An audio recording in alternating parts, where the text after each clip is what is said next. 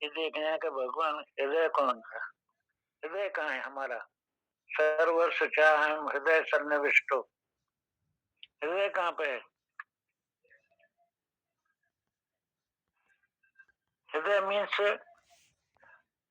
जो नेत्र है, कर्ण है, त्वचा है, रचना है, इनके द्वारा जो उपलब्ध जो ज्ञान है वो सबको खींच करके रख ले, उसका नाम है हृदय। सब ज्ञान को खींच करके हृदय रख ले। तो हृदय में जो सत्ता है उसकी ओर हमें चलना है महाराज। सत्ता नेत्र से नहीं दिखती है, वो कान से बंद करने पर भी नहीं दिखती है। तो योग की प्रणाली है महाराज।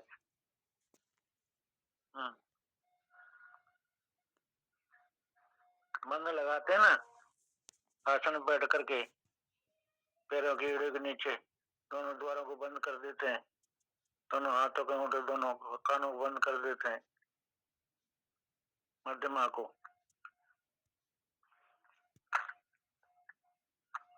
इच्छा तक बंद जब करते हैं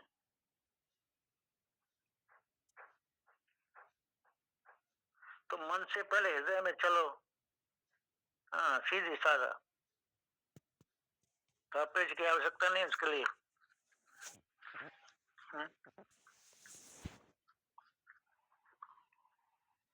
तो अंदर जब अंदर चलते हैं हम, ध्यान करते हैं, तो ध्यान करते हैं तो तत्पदार्थ तुम पदार्थ का शोधन हम करते हैं। एकत्व का ज्ञान करना आवश्यक है। परमात्मा का शरीर कहाँ पे है? परमात्मा का शरीर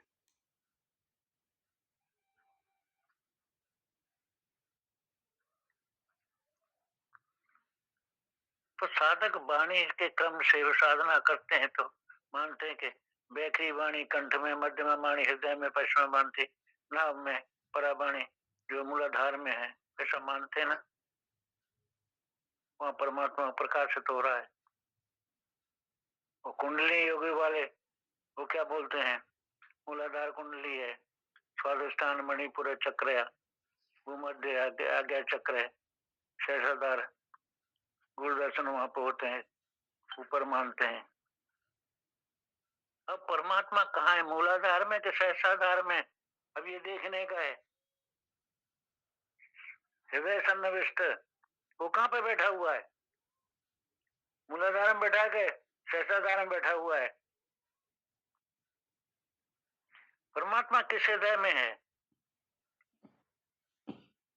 हाँ, इस शरीर के भीतर भी एक हृदय है, क्या उसमें बैठा है क्या?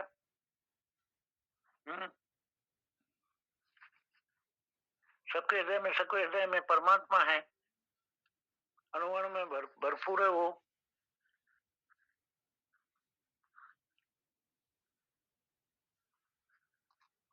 जीवो जीवस्व जीवनम, जीव का जीवन है, जीवों का निर्मल है महाराज।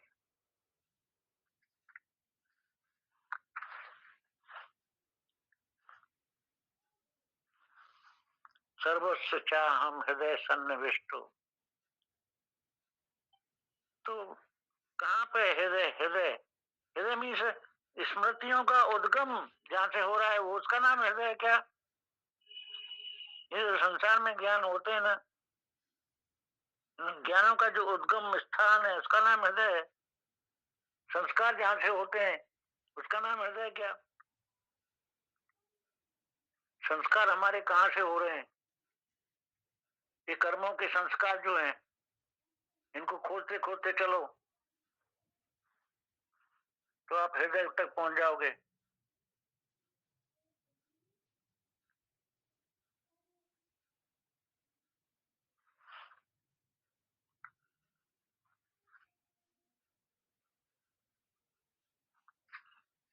तो हृदय में चलो, कैसे चले महाराज?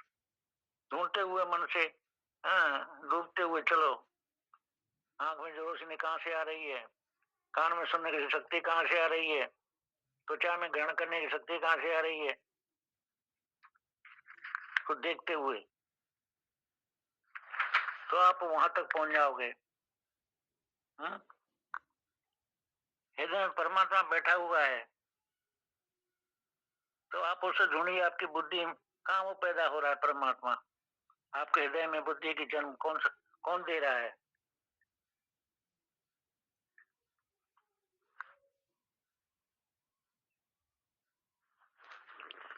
तो योग साधना करते करते आप भ्रमर गुफा में, जहाँ कृष्ण की बांसुरी बज रही है, मृदंग शंख धुन बज रही है, उसको गजना को सुनो।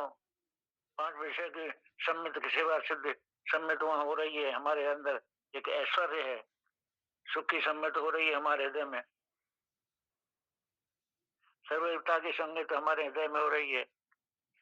उस सम्मित के द्वारा आप अंदर पहुंचो तो आप हृदय के सन्निविष्ट सर्वोच्च हृदय सन्निविष्ट, हाँ, उस हृदय के पास में आप पहुंच जाओगे,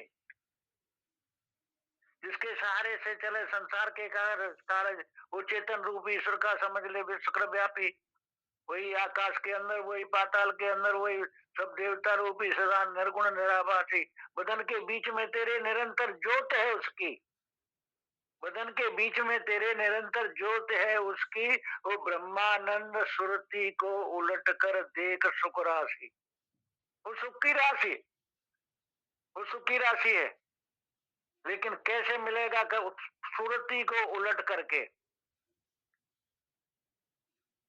बहिर्मुखी जा रहे हो, अंतर्मुखी होकर के, अंतर्मुख होकर त्यागो चंचलता अपने चित्त की। यदि कर न सके तुम ऐसा तो जीवन व्यर्थ कमाया। सोचो किसने क्या पाया, मानव क्यों जग में आया। तो अंतर्मुख होकर के जब मन की चंचलता मिटेगी, तब आप हृदय के सन्निविष्ट होगे।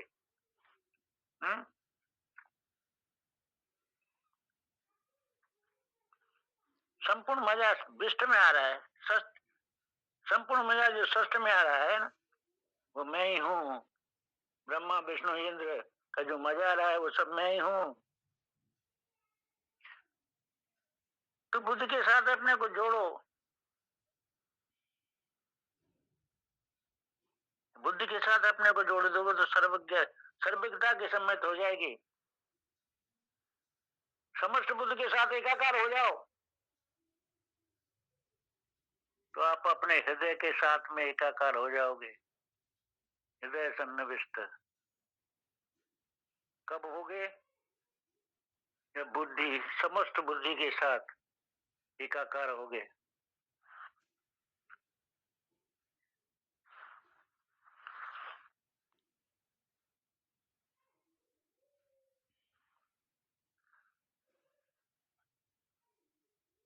संपूर्ण विश्व सृष्टि ऐश्वर्य में ही है महाराज।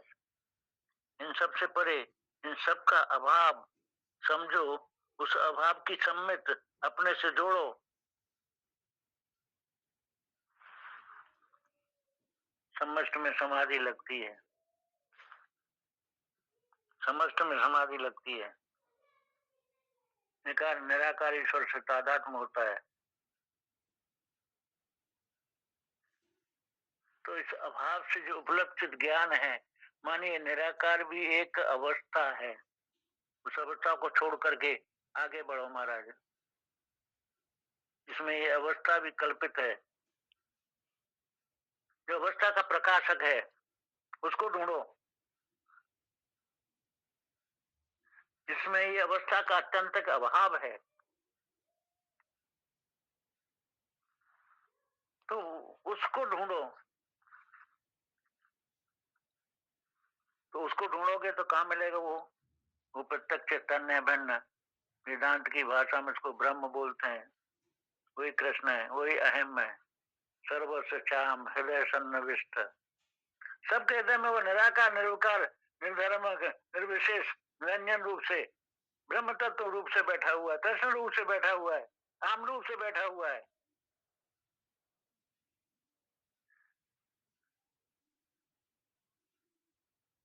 सबके हृदय में बैठा हुआ हूँ।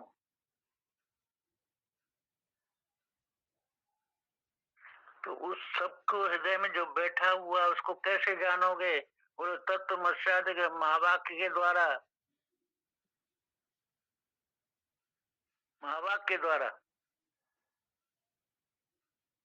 आत्म ब्रह्मत्व का उसका बोध होगा। तो आत्मबोध होगा तो अविद्या की निवृत्त होगी। तो उसको आप अपने मैं के रूप में अखंड तत्व को जानोगे, मैं के रूप में। तो सबके हृदय में मैं है, तो फिर दिखता क्यों नहीं है? ये प्रश्न उठ रहा है। भगवान कहते हैं कि सन्निविष्ट वो तिल की ओट में पहाड़ में छिपा हुआ है, तिल की ओट में पहाड़। हाँ, आंख में जो काला तिल है ना, उसके पर्दे पे मैं परमेश्वर छिपा हुआ है, दिखता नहीं है। इतना इतना नजदीक, इतना नजदीक कि उससे ज्यादा नजदीक कोई है ही नहीं। हृदय सन्निविष्ट।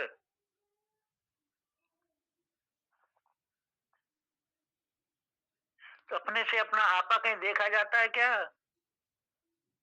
बस वो ईश्वर इसलिए दिखाई नहीं पड़ता है महाराज। वो तुम्हारे इतना नजदीक है, तुम्हारा इतना अपना है, हाँ, तुमसे इतना मिला हुआ है।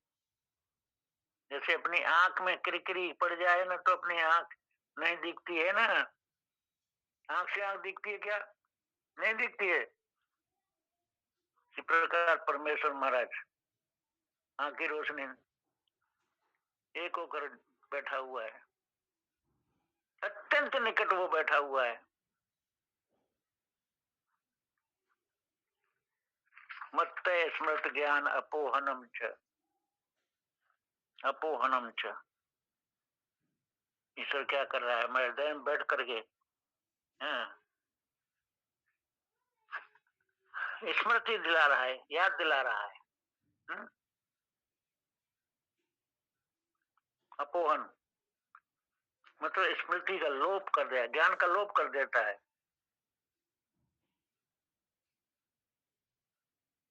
पहले स्मृति को समझो, स्मृति क्या है? हाँ? स्मृति का किसी को उसको पूर्वजन्म की भी स्मृति होती है ना, ऐसा सुनते ना। कई ऐसे किस्से सुनने में आते हैं, बच्चा पूर्वजन्म की सब याद होती है उसको।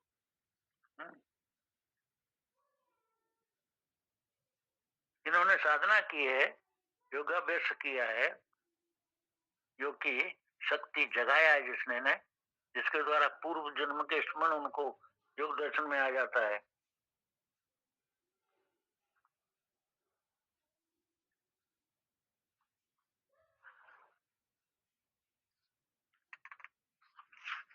तो देखिए, हम है नित्य शुद्ध बुद्ध मुक्त ब्रह्म स्वरूप, इसके सिवा और कुछ नहीं है। ठीक है, मान लिया। फिर ये आंख है, नाक है, कान है, 3.5 हाथ का शरीर, ये कैसे बना? बोले तो माया से बन गया। बोले माया किसकी है? हैं? माया किसको, स्त्री को, पुरुष को, किसको बनाती है? कोई निमित्त है क्या? एक ही ब्रह्म में माया भी है और लोगों को अलग अलग बनाती है, इसका भी कोई निमित्त है क्या? ये पंचभूत का शरीर है, हैं? लेकिन पंचभूतों में ये लाखों के आकार बन गए, पशु बना, पक्षी बना, अलग अलग शरीर कैसे बने? बोले कर्म भेद से बने। बोले कर्म में, ब्रह्म में तो कर्म का भेद हो ही नहीं सकता है, न ज्ञान है, ब्रह्म में तो अज्ञान भी नहीं है, तो आकार भेद कहां से आ गया? बोले प्रकृति में आ गया, प्रकृति आकार भेद हो गए।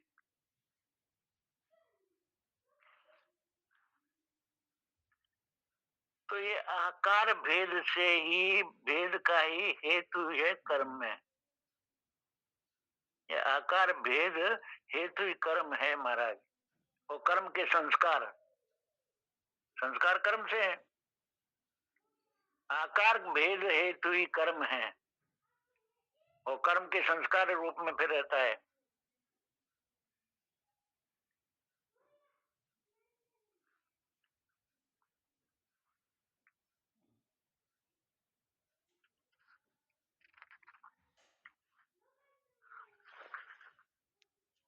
अब सोचो बचपन में हमारी आंख के सामने एक बात हुई और 20 वर्ष तक उसकी याद नहीं आई और अब याद आ रही है। तो ये जो 20 वर्ष तक ये संस्कार कहाँ पे था? तो हमारे शरीर में कोई ऐसा यंत्र है महाराज जहाँ हमारे अनुभव ये किए हुए पदार्थ उसके संस्कार रिकॉर्ड रहते हैं। हमारे भीतर जो कुछ देखते हैं, सुनते हैं, अनुभव करते हैं ना, उनके संस्कार रहते हैं। अब ये प्रश्न उठता है कि संस्कार धारण करने की शक्ति कहाँ से आती है? हाँ, उसका उदय कैसे होता है? भगवान कहते हैं मत स्मृति, ये मेरी स्मृति है। मैं सबके भीतर बैठा हूँ और सबको जगाने का काम करता हूँ।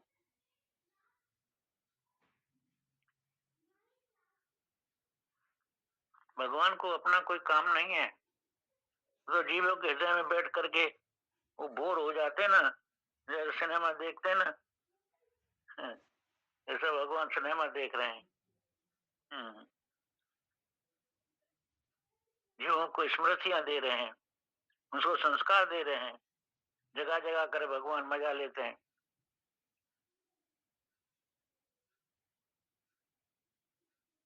मत स्मृत ज्ञानम, भगवान बुद्धि को कभी ठीक कर देते हैं, नया ज्ञान होता है। कभी अपोहन स्मृति को डुबा देते हैं, सुला देते हैं। अपोहनम च। अब प्रश्न ये उठता है कि भगवान स्मृति को, ज्ञान को सुलाते काहे को हैं?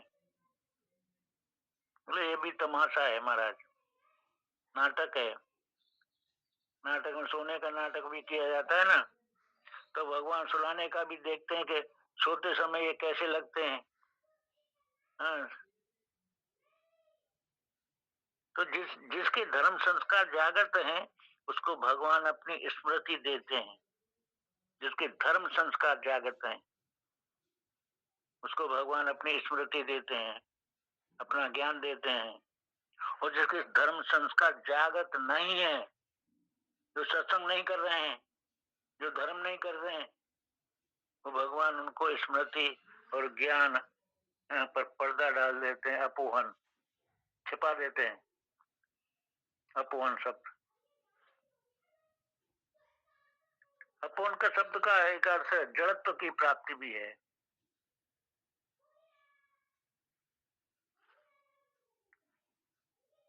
अपोहन का मतलब है स्मृति और ज्ञान का लोप होकर के जड़ योनियों को प्राप्त हो जाना। उसकी प्राप्ति भी भगवान ही कराते हैं।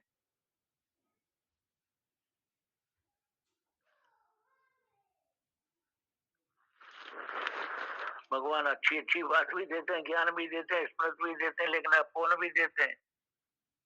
हाँ, सुलह भी देते हैं, जड़ता भी वही देते हैं, चेतनता भी वही देते हैं, सुख भी देते हैं हृदय में और दुख भी दे। तो वो हृदय में बैठ करके देख रहे हैं। हमारी जागृत अवस्था, हमारी स्वप्न अवस्था, हमारी सुषुप्त अवस्था, तीनों अवस्थाएं, ये रज प्रधान जागृत अवस्था, संस्कार उदित होते हैं।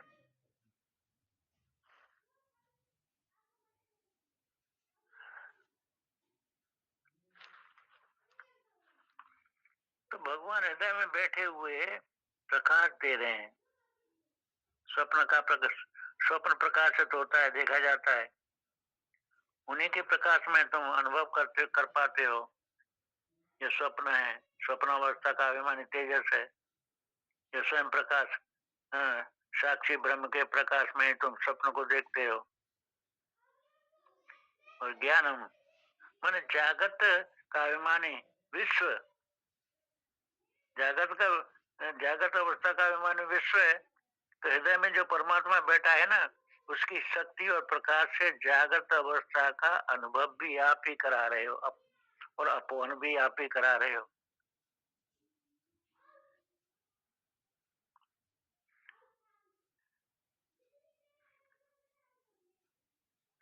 माने जब न तो स्वप्न है, न जागृत, सुसुप्ति की अवस्था है ना, वो भी अनुभव आप ही कराते हो।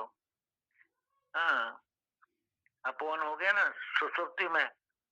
इसका अर्थ है कि जागृत और स्वप्न और सुसुप्ति के साक्षी बने बैठे हो आप, अधिष्ठान बना बैठे हो आप, ब्रह्म बने बैठे हो। उन अभिमान तीनों अवस्थाओं के अभिमानी भी आप ही हो। तो ज्ञान, स्मृति और अपोहन आप दे रहे हो। भगवान बोले कि हृदय नारायण के ये भगवान के रहने का स्थान है। हृदय भगवान का धाम है। आंख है, कान है, नाक है, जीभ है, हाथ है, पाँव है, संकल्प विकल्प विचार सब मिटा करके जिसमें सो जाते हैं, जो सबका संहार करके बैठा हुआ है, जो सबको समेट लेता है, वो मेरा रहने का स्थान है, भगवान बोल रहे हैं। अब ये प्रश्न उठता है कि सबके दिल में रहते हो या किसी किसी खास के दिल में रहते हो, बड़े बड़े महात्माओं के दिल में रहते हो कि सबके हृदय में रहते हो, ये प्रश्न उठ रहा है। अब भगवान कहते हैं कि नहीं, सर्वस्व कीट पतंग से लेकर ब्रह्मा पर्यंत मैं सबके हृदय में निवास करता हूँ। सबका हृदय मेरा हृदय स्थल है। सबका संपूर्ण वृत्तियों का उपसंहार करता हूं मैं, वो मेरा निवास स्थान है।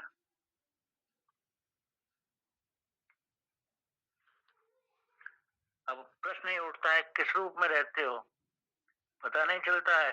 बोले कि अहम रूप में रहता हूं मैं, अहम अहम के रूप में रहता हूं। तो आप अहम के रूप में रहते हो तो पता क्यों नहीं चलता है?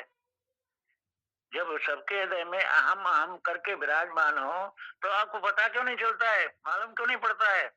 बोले कि सन्निविष्ट सबके हृदय में इतना मिलजुल के रहता हूँ, इतना हृदय में इतना पास में रहता हूँ, इतना तादाद में है कि मेरा पता नहीं चलता है। एक बार दिल से जुदा करके देखो तो उसमें फुरफुराते हुए उसमें स्पूर्ण रूप में मैं अहम अहम रूप में देखने को मिलूंगा।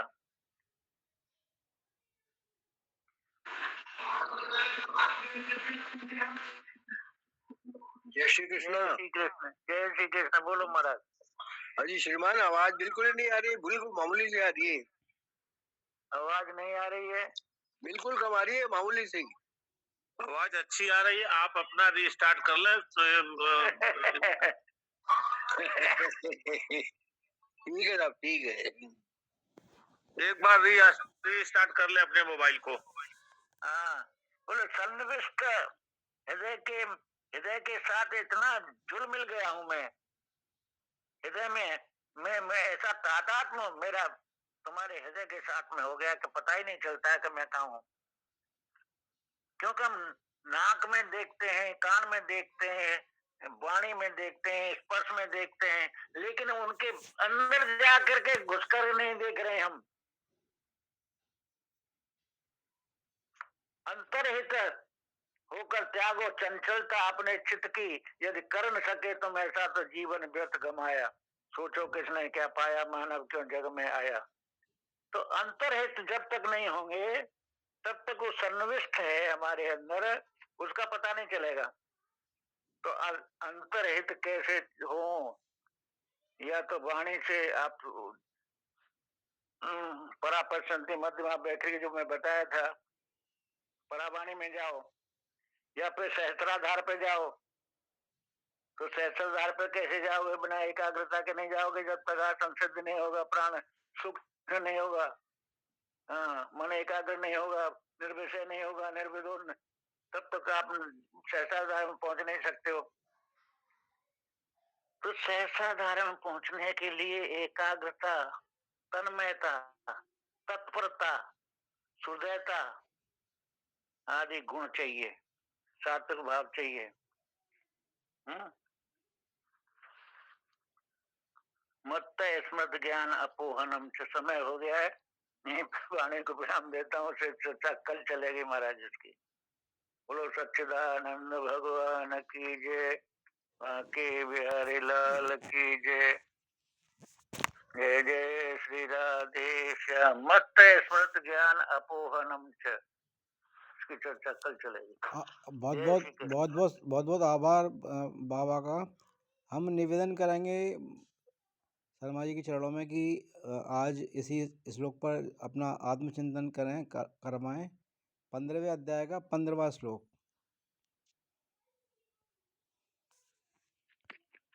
जय श्री कृष्ण। सुशील जी बोल रहे थे ना, बढ़िया, बहुत अच्छा भाव, सारस्वत जी ने खूब कर दिया। बहुत अच्छा भाव बना हुआ है। चलो, ओम शंकरम शंकराचार्यम केशवम बादरायणम सूत्रभास्कृतौ वंदे भगवन्तौ पुनः पुनः ईश्वरो गुरुरात्मेति मूर्ति भेद विभागने व्योमव्याप्त देहा दक्षिणामूर्तये नमः। ओम शांति शांति शांति। वसुदेव सुतं देवं कंस चारुणमर्दनम देवकी परमानंदम कृष्णं वंदे जगद्गुरुं कृष्णं वंदे जगत्। नमस्ते रामचंद्राय माधवाय नमो नमः गोविंदाय नमस्तुभ्यं। नमस्ते परमात्मने अद्वैत ब्रह्म रूपाय ज्ञान गम्याय ते नमः। नमः पूर्णाय रम्याय माधवाय चिदात्मने। ओम श्री परमात्मने नमः। श्रीमद् भगवद गीता भुवने में बीतीतानि जन्मानि तप चार्जुन तान्यं वेद सर्वाणि न त्वं वेद परन्तप अजो अपि सन्नव्यात्मा भूतानाम् ईश्वर प्रसन्न प्रकृतिं स्वामधिष्ठः संभवात् आत्माया यदा यदा हि धर्मस्य ग्लानिर्भवति भारतः अभ्युत्थानं धर्मस्य तदात्मानं सृजाम्यहम्। परित्राणाय साधूनां विनाशाय च दुष्कृतां धर्म संस्थापनार्थाय संभवामि युगे युगे। जन्म कर्म च मे दिव्यम एवं विवेत्ति तत्वता त्यक्ता देहं पुनर्जन्म नैति मामेति सो अर्जुन। बीतराग भया क्रोधा मनमया ममुपाश्रिता व्यभो ज्ञान तपसा भूता मधुआ मागता ये तामां प्रपदन्ते तांस्ते भजाम्यहम् वर्तानुवर्तन्ते मनुष्याः पार्थ सर्वस्य। जय श्री कृष्ण। तो भगवान कहते हैं सर्वस्य च हृदि सन्निविष्टो मत्ता स्मृति ज्ञान अपोहम च। प्रश्न ये है कि हमारी दृष्टि में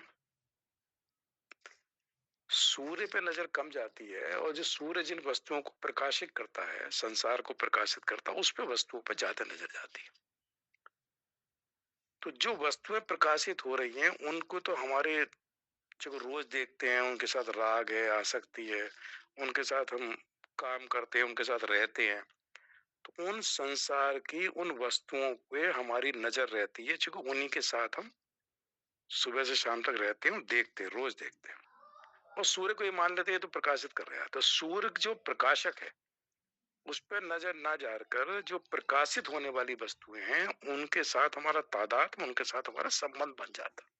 सूर्य कहीं पीछे हो जाता, उसकी तरफ कम विचार जाता है कि सूर्य प्रकाशित कर रहा है। अगर सूर्य प्रकाशित ना करे तो अंधकार रहेगा और अंधकार में कुछ भी दिखाई नहीं पड़ता, कोई वस्तु दिखाई नहीं पड़ती, सब कुछ यथास्थिति है। लेकिन कुछ घर में भी अगर पूरी तरह घोर अंधकार हो तो दरवाजा किधर है, एक बार नींद में अगर उठे तो पता नहीं चलता किधर दरवाजा। उसी तरह से जो परमात्मा है जो इस सारे संसार को प्रकाशित कर रहा है, जो हमारे मन बुद्धि इंद्रियां शरीर इसके अंदर हृदय जो भी कुछ है सबकी उसकी सत्ता से सत्तावान हो रहा है, तो उस पर तो नजर नहीं जाती। लेकिन जिसको प्रकाशित कर दिया उन प्रकाशित वस्तुओं के ऊपर हम इतने उस प्रकाशक को भूल गए। तो भगवान वो समझा रहे हैं कि मेरा पता क्या है, सर्वस्य मतलब पहले कहा तीसरे चौथे श्लोक में कि उस परमात्मा को ढूंढना चाहिए। असंगता रूपी शस्त्र काटने के बाद उस परमात्मा की खोज करनी चाहिए। तो वो कह रहे हैं कहाँ खोजूं, कहाँ मिलेगा, तो उसको बताना है कि मैं यहाँ मिलूंगा, सर्वस्य चाह हृदि सन्निविष्ट, तो आपके अंदर ही बैठा हूं। तो उसको ना देखकर ये हर किसी के अंदर हो जाता है कि उसको ना देखकर जिसकी सत्ता से हम बोलते हैं, जिसकी सत्ता से हम देखते हैं सुनते हैं, हमारे शरीर की सारी इंद्रियां उसकी सत्ता से काम कर रही, जड़ होते हुए उनमें चेतनता है, तो उसको तो भूल गए। और इनके साथ हमने इतना तादाद में इतना संबंध बना लिया कि इनके साथ हम उलझ गए। विचार करो क्या बंधन में, क्यों? मैं शरीर हूं, मेरा शरीर है, ये गलत मान्यता है। इस गलत मान्यता को हमने अपने दिमाग में सही मान लिया और हम बंध गए। बंद किससे गए? गलत मान्यता के कारण। भाई हमें अनुभव थोड़ी बस ये लगता है मैं शरीर हूं, मेरा मन है, मेरी बुद्धि है, मैं तो ऐसा करूंगा, मैं तो ये करूंगा। तो ये गलत मान्यताओं के कारण अगर हम बंधन में हैं, अनंत जन्मों से हम जन्म मृत्यु के चक्कर में भटक रहे हैं। क्यों भटक रहे हैं? क्योंकि मैं चेतन हूं, जड़ के साथ मेरा कोई संबंध नहीं है, फिर भी मैंने मान लिया कि मैं शरीर हूं नहीं। तो गलत मान्यता के कारण बार बार शरीर मिलते जा रहे हैं। एक शरीर से दूसरा शरीर, दूसरे शरीर से तीसरा शरीर, एक योनि से दूसरी योनि, इस लोक से दूसरा लोक, आवागमन कभी खत्म नहीं हो रहा, केवल इस गलत मान्यता के कारण। तो विचार करो कि अगर सही मान्यता को मान ले, हमें पता नहीं है, मतलब ये मानो जो हमने भगवान कभी नहीं देखा, ना आत्मा को कभी देखा है, ना आत्मा के बारे में हमें पता है, लेकिन मान्यता को अगर हम ठीक करें कि मैं शरीर नहीं हूं, ऐसा मैंने सुना है कि मैं शरीर नहीं हूं, शरीर से अलग जो शुद्ध चैतन्य आत्मा वो मैं हूं, वो मेरा स्वरूप है। हम ये मानते हैं ना कि मैं शरीर हूं, ये गलत मान्यता है। इस गलत मान्यता को थोड़ी देर छोड़ दे और हम ये माने कि मैं शरीर नहीं हूं, मैं सबका प्रकाशक हूं। जिन वस्तुओं को प्रकाशित आत्मा कर रही है इस शरीर में, बुद्धि को प्रकाशित कर रही है, बुद्धि ने मन को प्रकाशित किया, मन ने इंद्रियों को प्रकाशित किया, इंद्रियों ने विषयों को प्रकाशित किया। तो मैं इंद्रियां, उनके विषय, मन, बुद्धि, इनको तो देख रहा हूं और ये कहता हूं ये मैं हूं, लेकिन जो बुद्धि का प्रकाशक है, जो आत्मा है, उसके बारे में कभी मैं विचार नहीं करता। तो मैं अगर अपनी मान्यता को, गलत मान्यता को थोड़ी देर छोड़ दूं, जो गलत मान्यता अनंत जन्मों से मैंने पकड़ रखी है, इसको मैं छोड़ूं और सही मान्यता को पकड़ लूं, मतलब इसमें कोई दिमाग नहीं लगाना, बस ये पकड़ लूं सही मान्यता को कि मैं शरीर नहीं, मैं शुद्ध चैतन्य आत्मा। तो जब हम ये करने से बंद गए, गलत मान्यता के कारण बंद गए, तो क्या सही मान्यता को पकड़ने के कारण हम मुक्त नहीं हो सकते?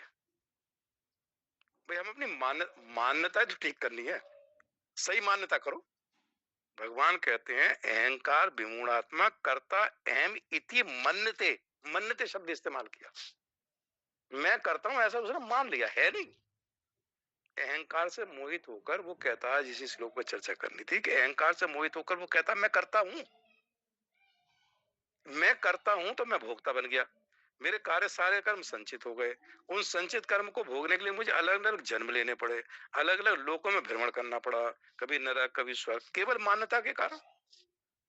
मन्यते है, करता अहम इति मन्यते, ये शब्द है, मैं करता हूं ऐसा मान लिया।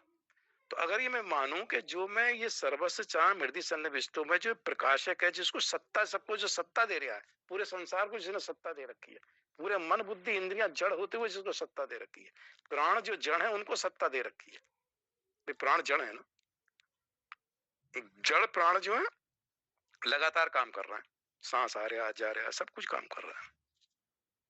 तो इसको किसने चेतन कर रखा है, जड़ को? तो जो इन सबके पीछे जो मूल है उसके ऊपर कभी विचार नहीं करता। वो कहते हैं तुम इसको ये देखा नहीं, ये जो होता है, एक होता है प्रतीति। प्रतीति कहते हैं कि संसार की प्रतीति हो रही, मतलब जो दिखता है लेकिन मिलता नहीं, कभी प्राप्त नहीं होता, दिखता है, उसे प्रतीति कहते थे। दिखाई पड़ रहा है, मिलेगा नहीं, प्राप्त कुछ नहीं होगा इसमें से। जो आज देखा संसार वो आज खत्म हो गया, कल दूसरा मिलेगा, परिवर्तनशील है, आज वाला नहीं मिलेगा कल। नदी का पानी जो निकल गया सामने से, अब दूसरा पानी आ गया, लेकिन वो निरंतर, चूंकि नदी में पानी बह रहा है इसलिए ऐसा लगता है नदी जो है निरंतर बनी हुई है, लेकिन जो पानी मेरी आंख के सामने आया था वो निकल गया, अब दूसरा पानी आ गया, फिर तीसरा पानी आ गया, चौथा आ गया। नदी में निरंतर पानी बदलता जा रहा है, वो पानी जो अभी था एक सेकंड पहले वो अब नहीं है। तो संसार जो अभी क्षण था वो खत्म हो गया, दूसरा संसार के परिवर्तन हो गया, लेकिन चूंकि निरंतरता है संसार के परिवर्तन में, तो इसलिए हमें उसका आभास नहीं होता। जैसे पिक्चर है, फिल्म जो चलती है, तो निरंतर इतनी तेजी से वो स्क्रीन पर उसकी जो लाइट पड़ती है इतनी तेजी से पड़ती है कि वो लगातार एक फिल्म चलती रहती है, ब्रेक है, सब अलग अलग सीन, सारे अलग अलग हैं, इतनी तेजी जुड़ जाते हैं वो सारे सीन कि एक फिल्म दिखाई पड़ती है बिना टूट फूट के। तो भगवान यहाँ समझा रहे हैं कि देखो, तुम उस प्रकाशक को नहीं देखते, उस सत्ता को नहीं देखते जिससे ज्ञान, अपोम ज्ञान, मैं कहता हूं मुझे ज्ञान प्राप्त हो गया, ये कहता हूं मुझे ज्ञान प्राप्त हो गया, उसको नहीं देखते कि जिसकी सत्ता से बुद्धि काम कर रही है, जिसकी सत्ता से मैं स्वाध्याय कर पा रहा हूँ, जिसकी सत्ता से मैं सत्संग श्रवण कर पा रहा हूँ, उसकी सत्ता से तो कर पा रहा हूं, कान तो मेरे काम ही नहीं करते। या उसकी सत्ता ना हो, सूक्ष्म शरीर जब निकल गया तो कान तो दिखाई पड़ना है, स्थूल शरीर ऐसे ही पड़ा रहता है, उसमें कान भी है, हाथ भी है, पैर भी है, सब कुछ, हिलता डुलता नहीं कुछ भी। तो वो सत्ता जो दे रहा था वो निकल गया इसमें से। वो कहते हैं कि जो हमारी मान्यताएं हैं, गलत मान्यताएं, तो इसको ठीक कर लें। अगर सही मान्यताओं को देखो, शब्द है मान्यते, मन्यते। ईश्वर नित्य प्राप्त है, दिखाई नहीं देता। संसार दिखाई पड़ता, मिलता नहीं, वो प्राप्त नहीं होता। तो एक चीज है दिखाई दे रही है, प्रतीति है उसकी, प्राप्त नहीं हो रहा। और एक है जो नित्य प्राप्त है, दिखाई नहीं देता। सब कहते हैं दिखाई नहीं देता, परमात्मा का दर्शन नहीं हो रहा है। तो वो कहते हैं मैं तेरे हृदय में हूं। तू देख रहा है कि जो उन वस्तुओं को मैंने प्रकाशित कर रखा है, तेरी बुद्धि, मन, इंद्रियां, विषय, संसार, इस सारे संसार को मैंने प्रकाशित कर रखा, तू इनके चक्कर में पड़ गया। इनको तूने मान लिया, अपनापन इनके साथ संबंध जोड़ लिया। जो इनको प्रकाशित करता है वो तू ही है। तेरा जो स्वरूप है वो तो आत्मा ही है ना। तो चेतन विभाग तेरा है और संबंध बना लिया तूने जड़ विभाग से। इसलिए भगवान समझा रहा है कि सबके जो हृदय है इसके अंदर मैं ही हूं, मैं ही चला रहा हूं सारी सत्ता को तेरी। तू कहता है मेरा हृदय काम कर रहा है, मेरी आंख नाक काम कर रही है, ये उससे काम कर रही है जो पीछे इसके बैठा हुआ है, जो तेरे हृदय में बैठ के सारे, जो इस तेरे शरीर को नहीं, पूरी सृष्टि को चला रहा, अनंत कोटि ब्रह्मांड को चला रहा। जो तत्व है वो सर्वव्यापक है, अटल है, स्थिर है। मतलब स्थिर शब्द इस्तेमाल है उसमें दूसरे अध्याय में, स्थिर। वहां कहीं खाली जगह नहीं है।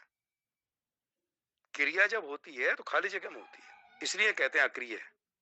अटल जब स्थिर शब्द होती है तो उसमें कोई क्रिया नहीं हो सकती, हमेशा अक्रिय रहेगा। क्रिया होने के लिए उसे स्पेस चाहिए, वहां स्पेस है ही नहीं।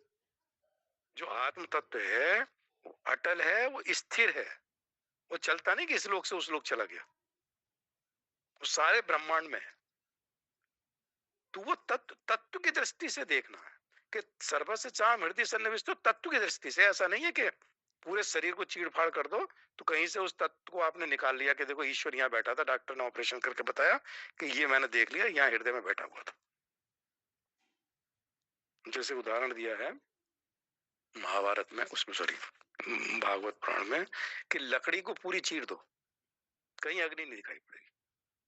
उसके टुकड़े टुकड़े करके अलग अलग टुकड़े बना दो पूरी लकड़ी के, कहीं अग्नि नहीं। लेकिन जब उसके घर्षण करते हैं तो अग्नि उससे निकल जाती। तो क्रिया करने के बाद में जैसे अग्नि वहां से, ऐसी उसने भागवत में दिया उदाहरण कि सारे शरीर को चीड़ फाड़ कर दो, लेकिन ना वो तत्व दिखाई पड़ेगा, ना वो आत्मा दिखाई पड़ेगी। परमात्मा जो कहता है ईश्वर सर्वभूता नाम हृदय से अर्जुन तिष्ठति, तेरे हृदय में बैठा हुआ सारे भूत प्राणियों का, तो वो तो दिखाई नहीं पड़ता।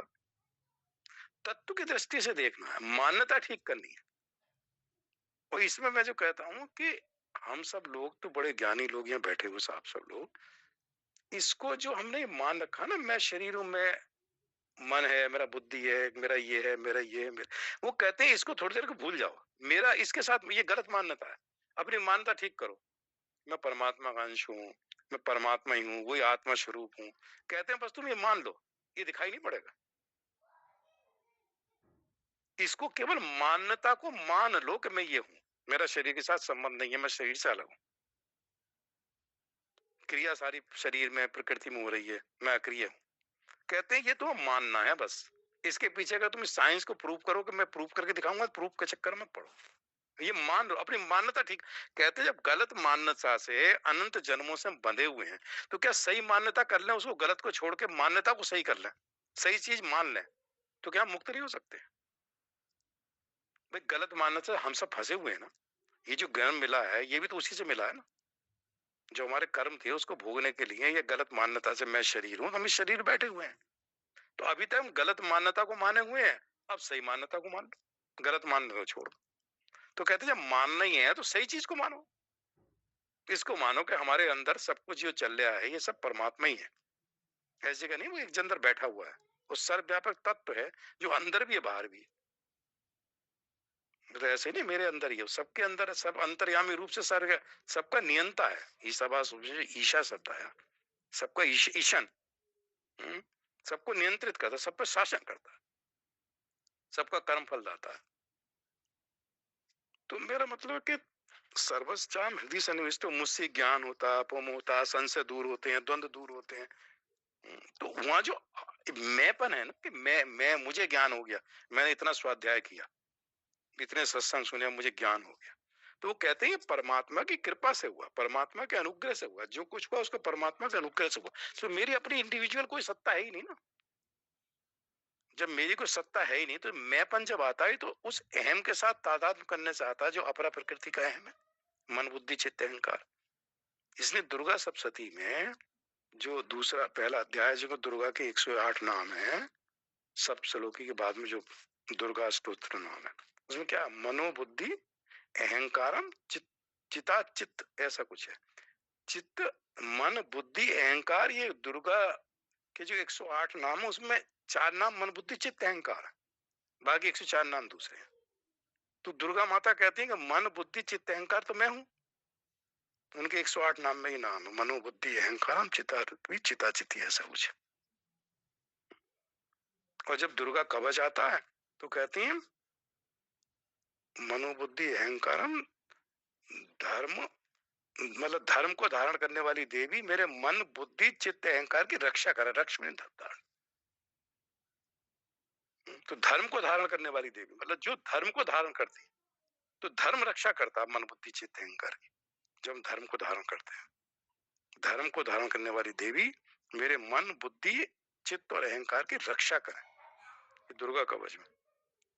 तो रक्षा ही वही करेंगी जो धर्म को धारण करने वाली। उनके नाम भी है मन बुद्धि चित्त। हम कहते हैं मेरा मन मेरी बुद्धि में इतना आ गया, मेरी बुद्धि इतनी खुशहाल हो गई, वो कहते हैं मन बुद्धि चित्त अहंकार तो मैं हूं। मतलब प्रकृति से निर्मित जो शरीर है, जो इंद्रियां हैं, जो अंतःकरण है, सब प्रकृति के त्रिगुणात्मक पदार्थों से बना हुआ है और प्रकृति माँ है। जो दुर्गा है, जो प्रकृति है, पार्वती जी है, ये माँ है। तो ये प्रकृति है और वो पुरुष है, दो ही है, पुरुष और प्रकृति, शिव और शक्ति। तो शक्ति स्वरूपा जो प्रकृति है वो कहती है मन बुद्धि चित्त अहंकार इंद्रिया सब तो मेरी है, मैं हूं, मैं मूर्तिमान हो गया इनके थ्रू। प्रकृति जो है एक शरीर के रूप में मूर्तिमान हो गई, जो अव्यक्त थी उससे व्यक्त हो गई। अव्यक्त प्रकृति हमारे शरीर के माध्यम से व्यक्त हो गई और उसमें ईश्वर जो चेतन है सर्वसचा हृदय सन्निविष्टो, वो उसने उसको चेतन कर दिया। तो सबको चेतन कर दिया उसने, मन बुद्धि चित्त अहंकार सब चेतन हो गया। हमने मान लिया ये मैं हूं। तो ये जो गलत मान्यता कर ली उसको कहना ठीक करो, तुम अपने चेतन विभाग में चले जाओ। जड़ अपना काम कर रहा है, चेतन तुम अपनी मान्यता को ठीक करो कि मैं परमात्मा का अंश हूं, मेरा संबंध सजातीय परमात्मा के साथ है, ये विजातीय प्रकृति है, दूसरी जाति का। तो अपना चेतन विभाग जड़ विभाग को ठीक ठीक समझना। तो कहते हैं 13वें अध्याय में कि जिसने इसको ठीक ठीक समझ लिया, क्षेत्र क्षेत्र जड़ और चेतन को तत्व के साथ, वो जीवन मुक्त हो जाता है। वो कुछ करता हुआ वर्तमान में सब कुछ करता हुआ कुछ नहीं करता, उसे पता चेतन में कुछ क्रिया नहीं होती। तो इसलिए भगवान ये कह रहे हैं कि सबके हृदय में बैठा हुआ, मतलब मेरी सत्ता से ये सब कुछ काम कर रहा है। जो शरीर के अंदर जो भी आपकी क्रिया हो रही है ये सब मेरी सत्ता से हो रही है, तुम कुछ नहीं कर रहे। इसलिए इसको थोड़ा सा ओम पूर्णमदः पूर्णमिदं पूर्णात् पूर्णमुदच्यते पूर्णस्य पूर्णमादाय पूर्णमेवावशिष्यते। ओम शांति शांति शांति। श्री कृष्ण अर्पणमस्तु। हरि ओम तत्सत। हरि ओम तत्सत। जय श्री कृष्ण। बहुत बहुत आभार भगवान, बहुत सुंदर।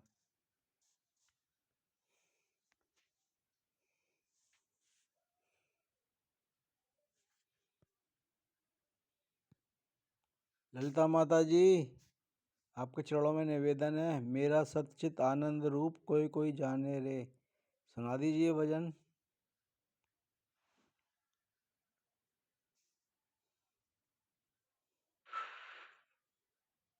जय श्री कृष्ण। जय श्री कृष्ण। जय श्री कृष्ण। सामने नहीं अभी वाला थोड़ा सा दूसरा बोल देती हूँ। चलिए जो जो अच्छा लगे वो बोल दीजिए। बोलिए श्री बांके बिहारी लाल की जय।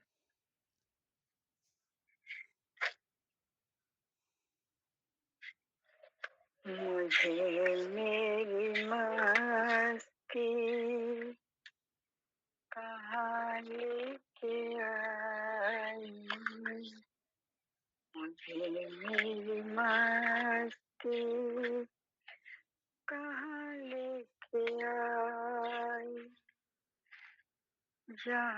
मेरे अपने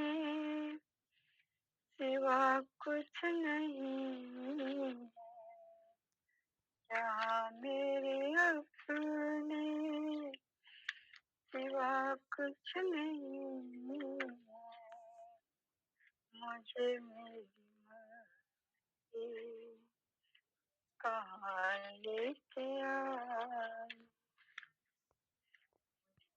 मेरी मर्जी कहाँ लेके आई, जहाँ मेरे अपने सिवा कुछ नहीं।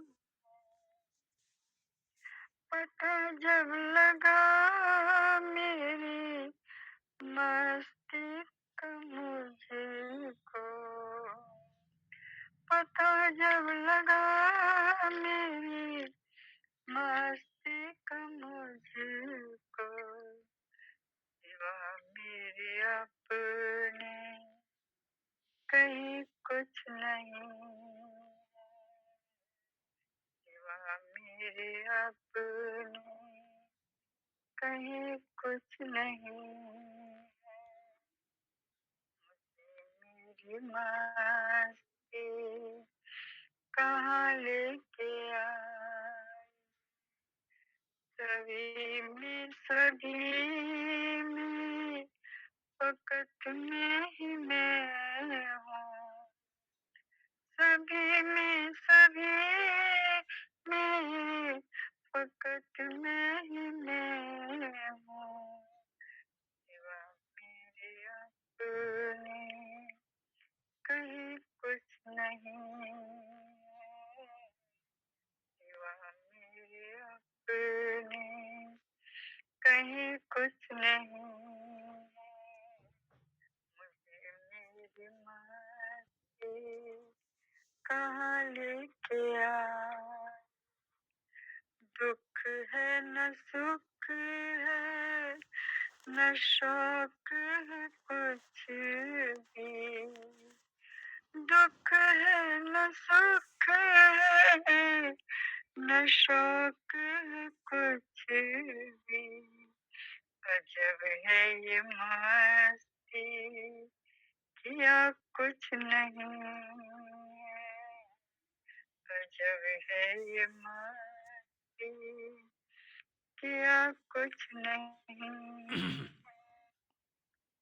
मुझे मेरी मस्ती कहाँ लेके आई, ये सागर ये लहरें ये फैली और बुदबुदे, ये सागर ये लहरें ये फैली और बुदबुदे, कल्पित हैं जल के सिवा कुछ नहीं, कल्पित हैं जल के सिवा कुछ नहीं, मुझे मेरी मस्ती कहाँ लेके आई, हरि में हूँ आनंद आनंद है मेरा, हरि में हूँ आनंद आनंद है मेरा, मस्ती ही मस्ती और कुछ नहीं है, मस्ती ही मस्ती और कुछ नहीं है, मुझे मेरी मस्ती कहाँ लेके आई,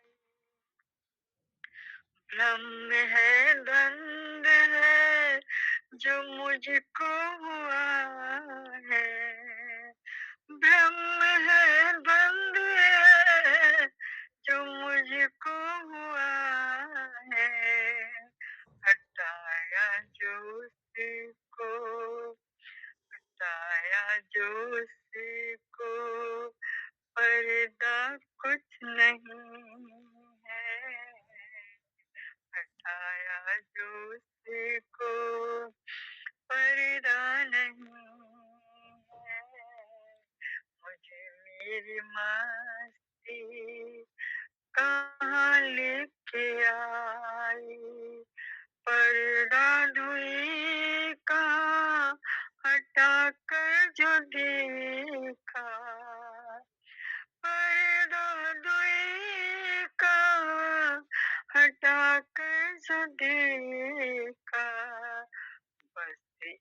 मैं हूँ, जुदा कुछ नहीं है, बस एक मैं हूँ, जुदा कुछ नहीं है। मुझे मेरी मस्ती कहाँ लेके आई, जहाँ मेरे अपने सिवा कुछ नहीं, जहाँ मेरे अपने सिवा कुछ नहीं है। पर्दा दुई का हटा कर जो देखा, पर्दा दुई का हटा कर जो देखा, बस एक मैं हूँ, जुदा कुछ नहीं, बस एक मैं हूँ, कुछ नहीं है।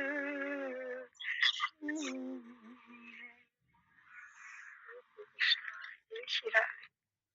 जय श्री कृष्ण, जय सच्चिदानंद। बहुत बढ़िया माता जी, बारंबार नमन। बहुत सुंदर जय भाव श्री कृष्ण। जी। सत नमन।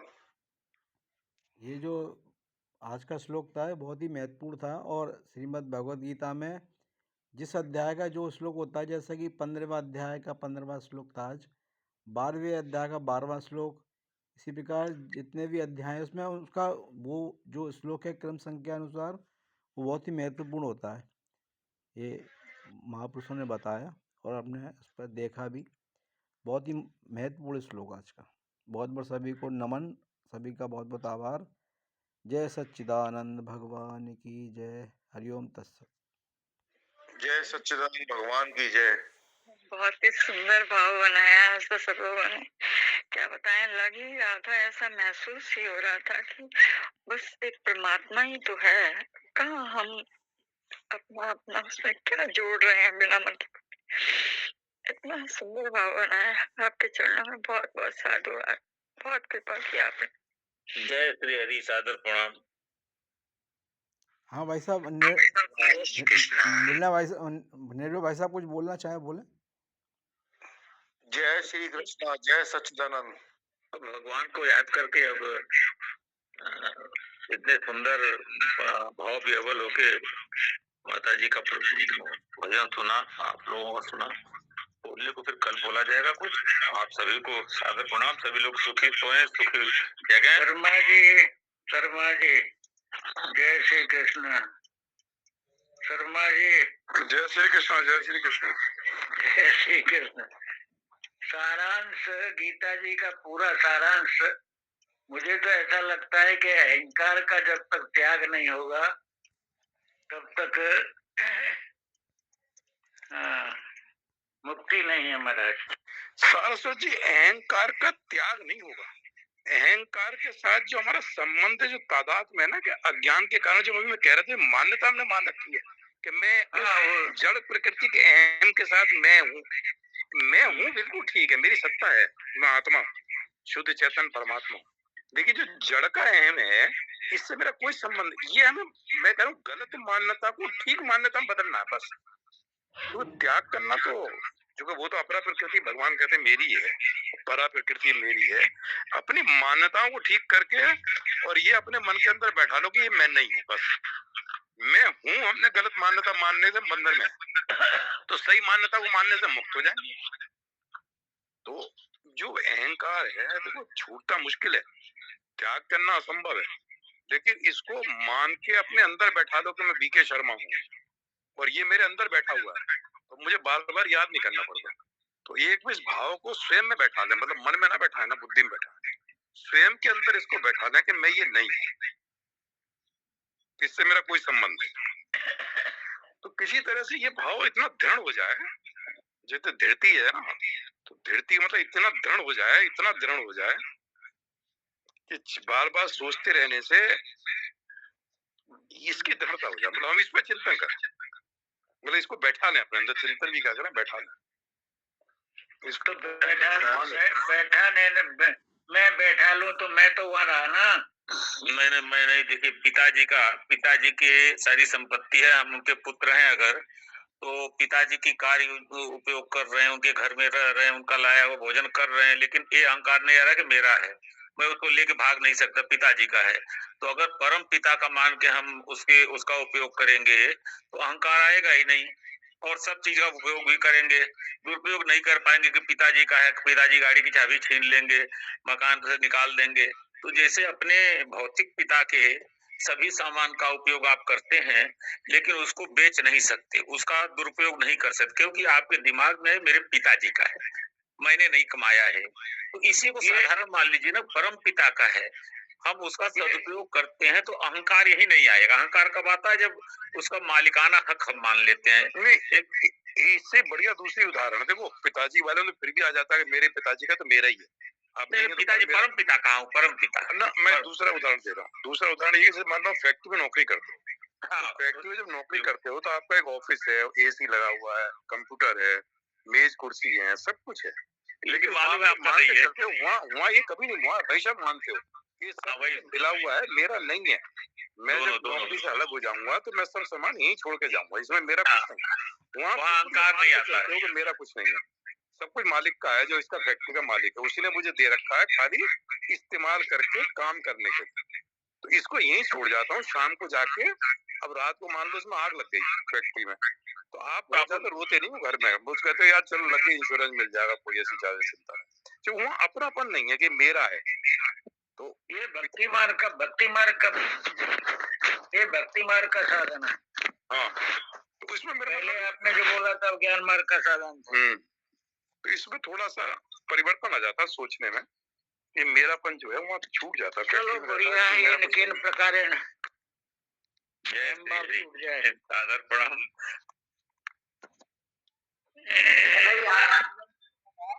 क्या मुझे लेकिन अहंकार छूटेगा जब त्याग, बिना त्याग के नहीं छूटेगा।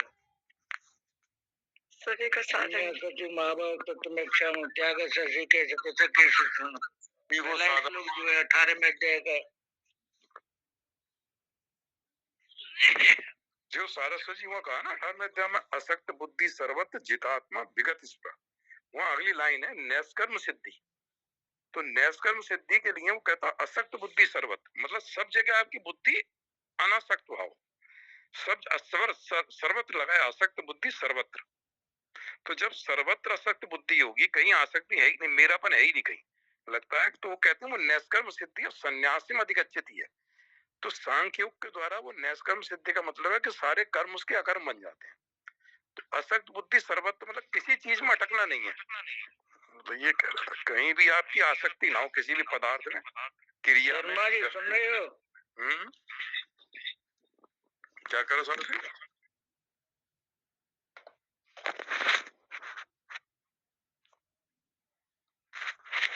हाँ बाबा बोलिए, क्या कहना चाह रहे थे बाबा?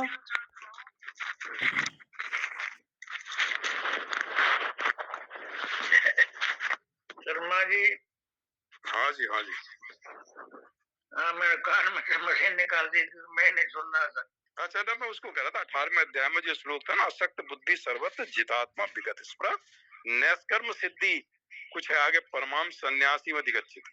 तो वहाँ ये था कि जब सर्वत्र असक्त बुद्धि होगी तो जितात्मा और विगत स्पृहा, मतलब अंतःकरण उसके बस में हो, कहीं स्पृहा ना हो उसकी, ऐसे व्यक्ति के सब कर्म अकर्म बन जाते हैं, वहाँ ये लिखा था।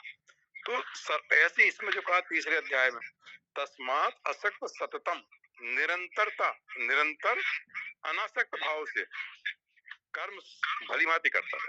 कर्म योग का है तो आसक्ति रही तो कर कर्म करता है, तो कई बंधन में नहीं पड़ेगा, परमात्मा की प्राप्ति।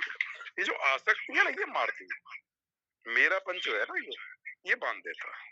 और ये केवल मान्यता है, कोई चीज हमारी नहीं है, हमारे बिना सब संसार चल रहा है, लेकिन ये मेरापन जो है ना अंदर जो बैठ गया, ये बांध देता है। इससे बाहर निकलना, मतलब चीज ऐसी नहीं, मैं साथ में घूम रहा हूँ, घर है, ये पैसा है, गाड़ी है, लेकिन मेरापन उसके साथ मैंने जोड़ लिया, ये मेरा है, उसके साथ मैं आसक्त हो गया, वो हमारा जन्म मृत्यु का कारण हो गया, बंध गए। तो मान्यताएं तो हमने बनाई है ना, वो जिसने बनाई वो ही छोड़ सकता है।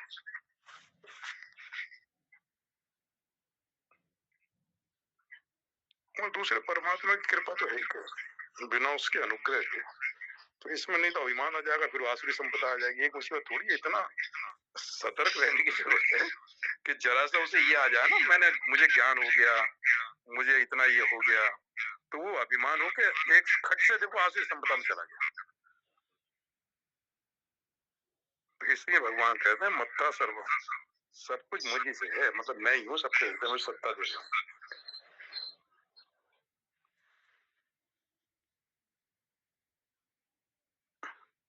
जय श्री कृष्ण।